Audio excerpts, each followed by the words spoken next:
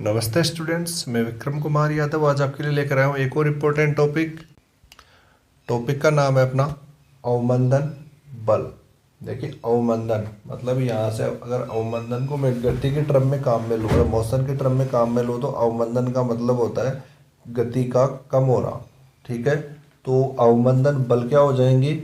वे सहकारी बल जिनके लगने से किसी कण की गति अवमंदित हो जाती है, अवमंदन बल कहलाते हैं और ये असंरक्षित प्रकृति के होते हैं। नेक्स्ट है अवमंदन बल की विशेषताएं।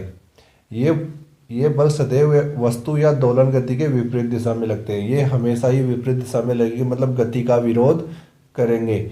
इन बलों के कारण दोलक का वेग, ऊर्जा तथा आयाम समय के साथ चरघातांकी रूप से घटते रहते हैं तथा अंत में दोलक विराम अवस्था में आ जाता है। मतलब ये बल लगता है वो धीरे धीरे लगता है, एक साथ नहीं लगता है। तो मतलब यहाँ से जो गति है वो चरघातांकी रूप से धीरे धीरे कम हो जाती है। मतलब कुछ इस प्रकार से अगर गति हो रही है तो ये धीरे धीरे जीरो की ओर आ जाएगी। ओके, देन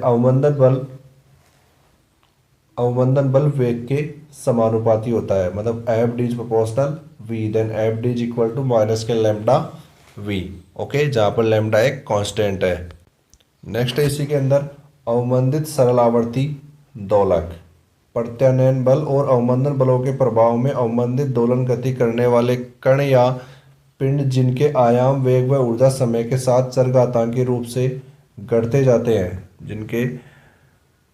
जिनके आयाम व वेग समय के साथ चरघातांकी रूप से घटते जाते हैं, अवमंदित सरलावर्ती दोलक कहलाते हैं। सयान बल व घर्षण बल की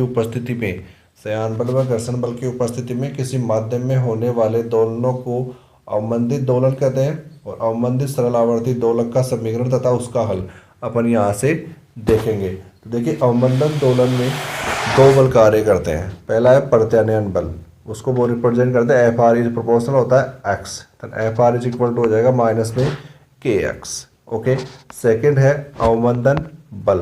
अवमंदन बल F D is equal to minus K, F D is equal to proportional is equal to minus V, F D बराबर माइनस लेमडा वी। समीकरण नंबर 2, जिसको लेमडा क्या है? सहकारी नियतांक है। ठीक है, तो परिणामी बल मतलब दोनों को ऐड कर दो। ऐड कर दिया तो मैंने F R plus F D, then F is equal to minus में K x minus lambda V, then F बराबर minus K x minus lambda D x upon D T.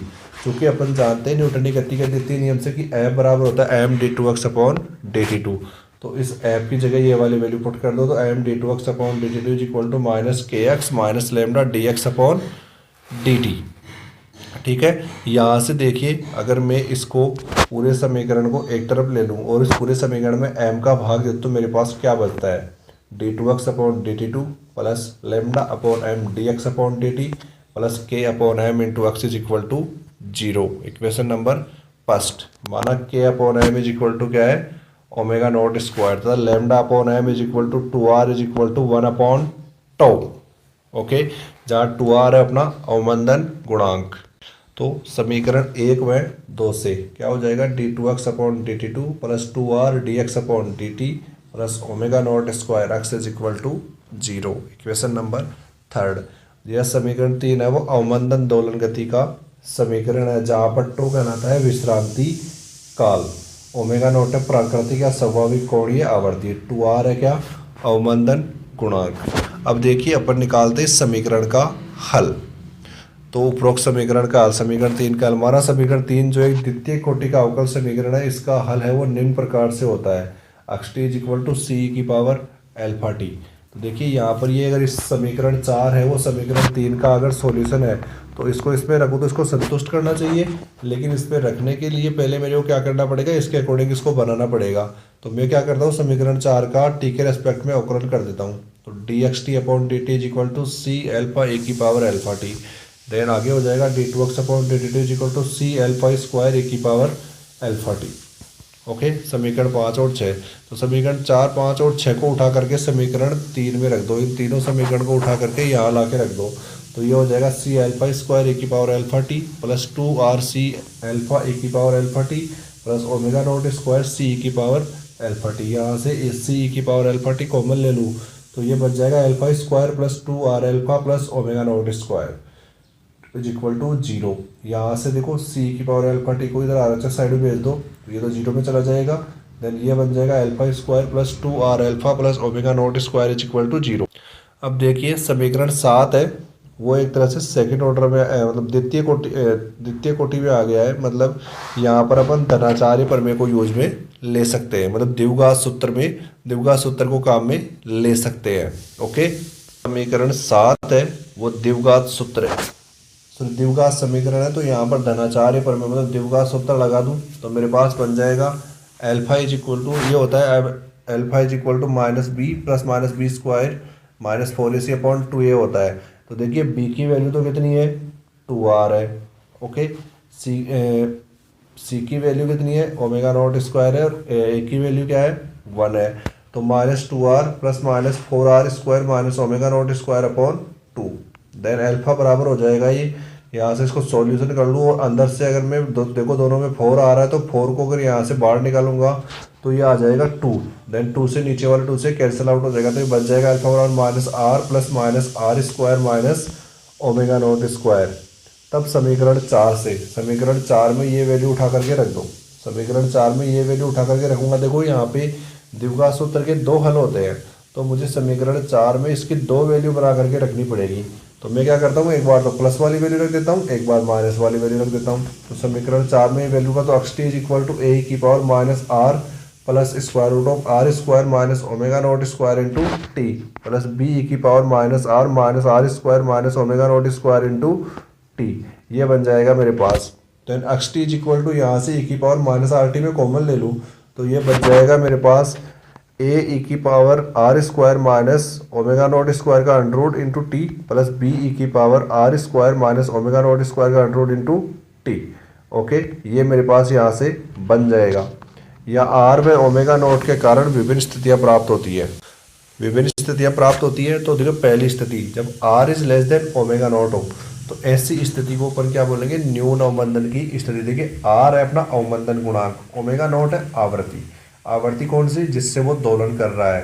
तो मतलब आर से ओमेगा नॉट ज़्यादा हो तो मतलब जो अपना जो दोलन गति कर रहा है वो धीरे धीरे रुकेगा। ओके, नेक्स्ट है R is nearly equal to omega not, ये होती है क्रांतिक अवमंदन की स्थिति।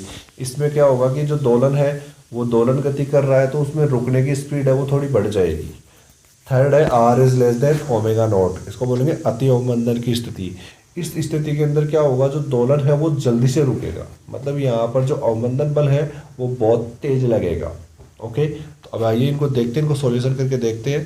पहला है न्यून अवमंदन की स्थिति, इसमें R is less than omega naught. अगर R is less than omega not हो, देखो मैं इस टर्म को सोल्व करता हूँ, square root of R square minus omega not square. अगर यहाँ से आयोटा बाहर ले लूँ मैं तो ये बन जाएगा iota square root of omega not square minus R square, और square root of omega not square minus R square को मैंने मान लिया है ओमेगा, तो ये बन जाएगा आयोटा ओमेगा। तब समीकरण 8 से, तो अपना समीकरण 8 है वो ये रहा। इस समीकरण 8 से देखिए क्या हो जाएगा, X T is equal to A की पावर माइनस आर टी, ये बन जाएगा ए की power iota omega T plus B की power minus K iota omega T. देखिए ए की पावर आयोटा थीटा होता है cos theta plus iota sine theta, तो यहाँ से ए की पावर आयोटा ओमेगा टी में ये वाली टर्म यूज लूँगा, मतलब ये वाला फॉर्मूला यूज लूँगा। तो X T is equal to A की पावर माइनस आर टी, तो एज इट इज ये बन जाएगा A plus B cos omega T plus iota A minus B sine omega T. Okay students, माना A plus B is equal to X naught sine theta और iota A minus B is equal to X naught cos theta, ये दो term मैंने मान ली है। तो अपना x T क्या हो जाएगा, ये दोनों वैल्यू उठा के ऊपर वाले समीकरण में रख दूंगा। तो X T is equal to A की power minus K R T X naught sine theta cos omega T plus X naught cos theta sine omega T. Okay, यहाँ से एक्स नॉट कॉमन ले लूँगा तो sine A cos P plus cos A sine B, एक formula बन जाएगा जो होता है साइन ए प्लस पी। तो X T is equal to X not A की power minus R T sign omega T plus five, ये formula मेरे पास बन जाएगा, sorry sine omega T plus theta, ये फॉर्मूला मेरे पास बन जाएगा। तो देखिए यहाँ से जो ग्राफ आएगा वो कुछ इस प्रकार से आएगा, मतलब पहले तो आपका जो दोलन है वो ज़्यादा मतलब इस ज़्यादा होंगे, फिर धीरे धीरे धीरे धीरे ये कम होते जाएंगे। ओके, ये हो गया है। नेक्स्ट पॉइंट है इसका आवर्तकाल। टी बराबर होता है अपन जाते हैं 2 पाई अपॉन ओमेगा। ओमेगा की वैल्यू अपन को पता है कि square root of omega not square minus R square ये वैल्यू है, तो 2 pi upon square root of omega not square minus R square, ये वैल्यू आ गई। देन 2 पाई यहाँ से ओमेगा नॉट स्क्वायर कॉमन ले तो 1 minus R square upon omega not square की power 1/2। Then 2 pi upon omega naught को लिख दिया है मैंने टी नॉट, तो T is equal to T naught upon square root of R square R square upon omega not square. आगे देखिए, इसमें नीचे वाले टर्म को ऊपर उठा के ले आओ तो टी बराबर T not 1 plus R square upon omega not square की पावर -1/2 ये बन जाएगा। यहाँ से ये बन जाएगा तो 1 प्लस एक्स की whole power n is equal to होता है 1 plus n x. Okay students, then ये 1 प्लस एन एक्स, सॉरी यहाँ पे माइनस है प्लस नहीं है, तो 1 माइनस एक्स की होल पावर एन होता है 1 माइनस एन एक्स। तो T is equal to T not 1 plus R square upon 2 omega not square. ठीक है, नेक्स्ट क्रांतिक अवमंदन की स्थिति, R is nearly equal to omega not square. माना R square minus omega not square का square root of H is equal to, ये क्या है, नगण्य है, तो X T is equal to हो जाएगा समीकरण 8 से ए की power minus R T A की power H T plus B की power minus H T. Then A की पावर एक्स को अगर खोले तो वो होता है 1 plus x square upon factorial 2 plus dot dot dot is equal to होता है, ये फाइनल आंसर आता है 1 प्लस एक्स। यहाँ से अगर ये ई की पावर एक्स का सॉल्यूशन है तो यहाँ से एक्स टी हो जाएगा ई की power minus R T A 1 plus H T plus B 1 minus H T. Then x T is equal to हो जाएगा ई की power minus R T A plus B minus H T A minus B, sorry A plus B plus H T A minus B. ये हो गया equation number 11। ये आ गई अपने क्रांतिक अवमंदन की स्थिति। नेक्स्ट थर्ड है अति अवमंदन की स्थिति, R is greater than omega not.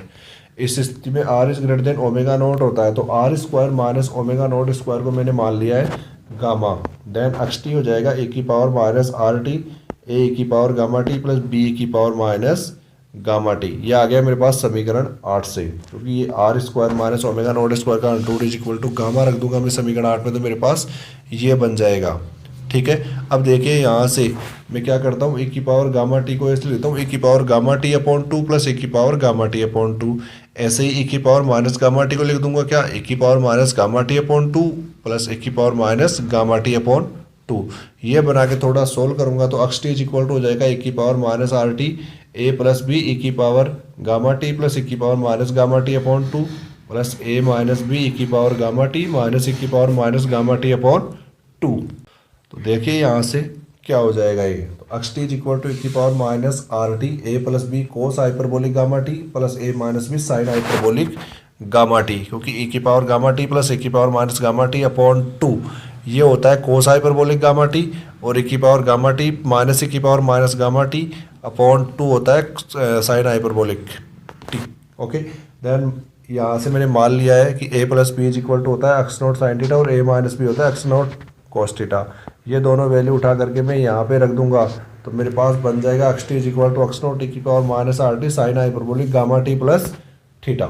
यहाँ से ग्राफ देखूंगा तो एक्स टी और टी के बीच में तो ये कुछ इस प्रकार से आ जाएगा। ये आ गया अपना ग्राफ।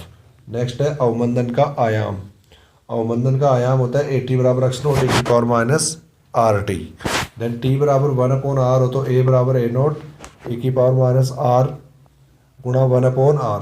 देन ये हो जाएगा एक्स नॉट अपॉन ई। यही होता है अपना अवमंदन का आयाम। Okay student, thank you.